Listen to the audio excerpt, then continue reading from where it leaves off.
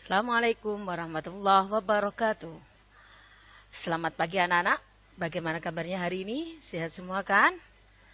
Baik, hari ini kita akan mempelajari materi tentang mengidentifikasi gagasan, pikiran, pandangan, arahan, atau pesan dalam pidato persuasif tentang permasalahan aktual yang didengar dan dibaca. Jadi, kali ini kita akan mempelajari tentang pidato. Nah, tentu kalian pernah mendengar, pernah melihat apa pidato itu. Nah, ini adalah salah satu contoh ketika orang sedang melakukan pidato. Nah, pada hakikatnya pidato merupakan kegiatan berbicara di depan untuk menyampaikan suatu hal.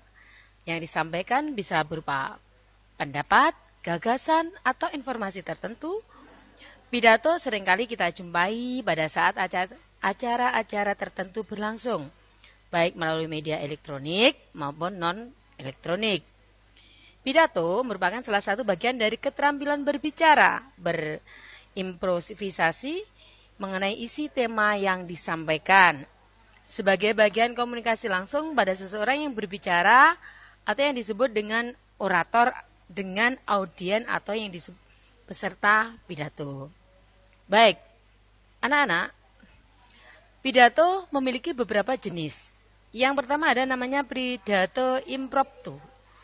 Pidato impromptu ini adalah pidato yang dilakukan seseorang dengan serta-merta. Dikatakan serta-merta berarti tanpa adanya persiapan. Nah, yang kedua ada namanya pidato extemporer atau membuat catatan. Jadi seseorang yang mau berpidato, dia membuat catatan-catatan kecil. Kemudian ketika dia tampil, sambil membuka catatan-catatan kecil itu untuk menghindari lupa. Yang ketiga ada namanya pidato memoriter atau hafalan. Jadi sebelum berpidato, melakukan hafalan materi-materi yang akan disampaikan ketika berpidato. Berikutnya adalah pidato manuskrip atau membaca teks. Jadi seseorang ketika berpidato sambil membawa teks dan membaca teks tersebut. Baik, jenis-jenis pidato sudah, kita lanjut karena kita fokusnya kepada pidato persuasif. Apa sih pidato persuasif? Tentu kita harus tahu bahwa pidato persuasif ini tujuannya untuk mengajak seseorang ikut apa yang disampaikan oleh orang yang berpidato, atau membujuk seseorang, atau mempengaruhi seseorang. Di sini seseorang bisa terpengaruh oleh apa yang disampaikan orang yang sedang berpidato. Baik, jadi arahnya kita mempelajari pidato persuasif. Teks pidato itu sendiri punya struktur. Yang pertama, ada bagian pembuka. Biasanya seseorang ketika berpidato dibuka dengan salam. Kemudian ucapan puji syukur, kata-kata penghormatan.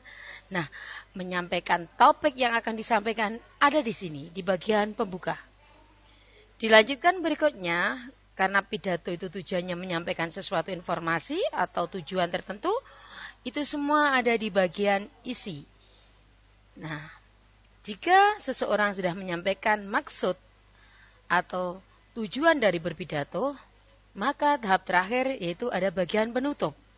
Bagian penutup ini isinya biasanya berupa simpulan dari apa yang disampaikan. Kemudian diakhiri dengan ucapan permohonan maaf dan ditutup dengan salam. Baik anak-anakku sekalian yang berbahagia, nanti arahnya ketika kalian mendengarkan pidato atau membaca teks pidato, kalian bisa menyusun isi, menemukan isi dari pidato persuasif.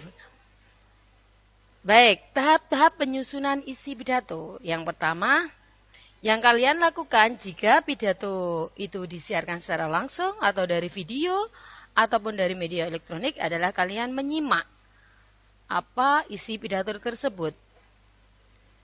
Jika modalnya membaca, berarti kalian baca dengan teliti teks pidato tersebut. Setelah melakukan kegiatan itu, kegiatan kedua adalah menentukan topik pidato. Apa permasalahan yang diangkat dalam pidato tersebut? Ini kita tentukan di sini. Kalau sudah menentukan, tahap ketiga adalah kalian mencatat bagian-bagian penting dari apa yang disampaikan di pidato tersebut. Jika sudah, tahapan keempat adalah menyimpulkan gagasan, pandangan, atau pesan. Jadi, ide atau gagasan yang tertuang dalam pidato tersebut apa? Pesan yang ingin disampaikan apa? Ini ada di nomor 4. Kalau sudah, kalian bisa memasuki ke kaidah kebahasaan. Kaidah kebahasaan adalah apakah pidato tersebut sudah runtut dengan baik, menggunakan bahasa Indonesia dengan baik. Di sini sudah menggunakan bahasa Indonesia baku ataukah masih menggunakan bahasa yang campuran. Di sini di kaidah bahasa. Nah, anak-anakku yang kusayangi, di sini saya punya penggalan teks pidato persuasif. Coba kita baca sebentar. Saat ini kesadaran untuk menjaga kebersihan di kalangan kita sebagai seorang murid sangatlah kurang. Dilihat dari lingkungan sekolah, kita yang masih terdapat sampah yang berserakan, entah sampah plastik, makanan, minuman, atau kertas. Padahal tempat sampah yang disediakan sekolah sudah memadai. Di setiap sudut sekolah terdapat tempat sampah. Di dalam kelas pun terdapat tempat sampah. Namun tidak ada kesadaran dari kita untuk membuang sampah pada tempatnya sebagai wujud menjaga kebersihan lingkungan sekolah kita.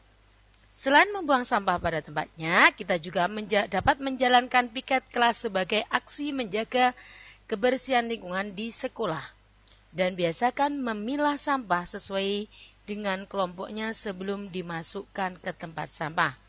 Nah, ini adalah penggalan contoh teks pidato persuasif. Jika nanti kita ditugaskan untuk menganalisis mana kalimat yang menyatakan persuasif atau ajakan yang menunjukkan bahwa itu adalah teks pidato persuasif, kita cari. Oh, dalam teks ini mana sih yang isinya mengajak, mempengaruhi pembaca? Nah, ini saya blok warna di paragraf ini untuk menunjukkan bahwa di sini adalah contoh kalimat persuasif yang terdapat dalam penggalan teks. Nah, jadi nanti kalian bisa mencari mana yang menunjukkan kalimat ajakan yang menunjukkan bahwa teks itu adalah teks pidato persuasif. Dan kalian bisa menangkap pesan apa pesan dari orator atau orang yang berpidato kepada pembaca tentang permasalahan yang diangkat. Nah, di sini coba kalian nanti baca contoh pidatonya, kemudian kalian analisis isinya. Nah, ini tentukan gagasan pikiran, kemudian pesannya apa dalam pidato persuasif tersebut. Oke? Jadi, anak-anakku, tugas kalian mengidentifikasi gagasan atau ide atau pikiran dan kemudian menentukan pesan apa yang disampaikan dalam pidato persuasif tersebut. Oke, baik, terima kasih. Mungkin itu yang bisa saya sampaikan. Sampai ketemu pertemuan berikutnya. Jika ada salah, mohon dimaafkan. Assalamualaikum warahmatullahi wabarakatuh.